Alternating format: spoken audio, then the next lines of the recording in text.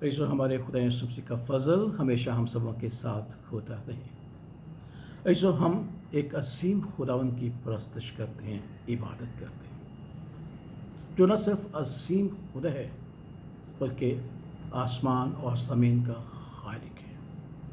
खुदावन का पाक कलाम हमें जो सबसे पहली बात सिखाता है वो यही सिखाता है कि खुदावन खुदा जो असीम खुदा है, आसमान और ज़मीन का खालिक है।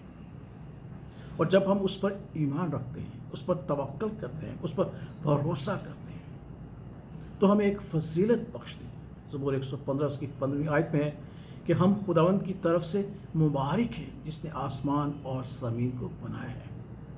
वो खुदा जो अजीम खुदा है जिसने आसमान और ज़मीन को बनाया है, और जब हम उस पर ईमान रखते हैं तो हम उसकी तरफ से मुबारक हैं, यानी उसके लोग हैं, उसके पसंदीदा हैं। वो हमसे मोहब्बत करने वाला खुदा होता है। इसलिए जब हम किसी परेशानी में गिर जाते हैं, मुश्किल में गिर जाते हैं, मुसीबतों में गिर जाते हैं, आफतों में गिर जाते हैं, तो हम फिक्रमंद नहीं होते। क्यों? खुदा उनका पाक कलाम हमें सिखाता है, यानी बाइबल मुकद्दस हमें ये बतलाती है ज़बूर 124 की 8वीं आयत में कि हमारी मदद उस खुदावंद की तरफ से है, उसके अजीम नाम की तरफ से है जिसने आसमान और ज़मीन को बनाया। हमारी मदद किसी इंसान की तरफ से नहीं है, किसी हिकमत और दानाई की तरफ से नहीं है, बल्कि खुदा का ज़िंदा कलाम हमें सिखाता है कि हमारी मदद उस खुदावंद के नाम से है जिसने आसमान और ज़मीन को बनाया।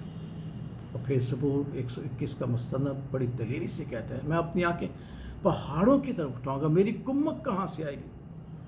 मेरी कुम्मक खुदावंद से है जिसने आसमान और ज़मीन को बनाया है।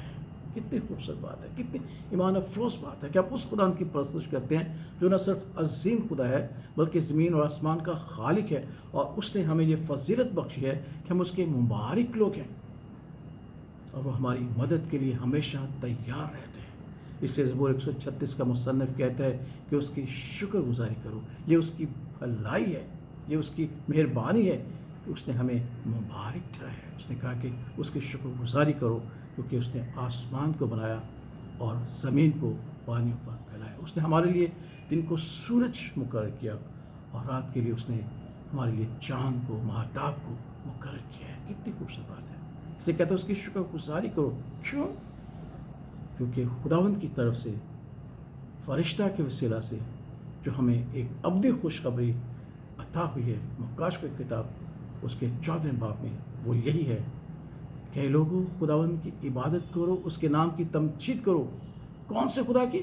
जिसने आसमान और ज़मीन और जो कुछ उसमें है सब कुछ उसने बनाया है।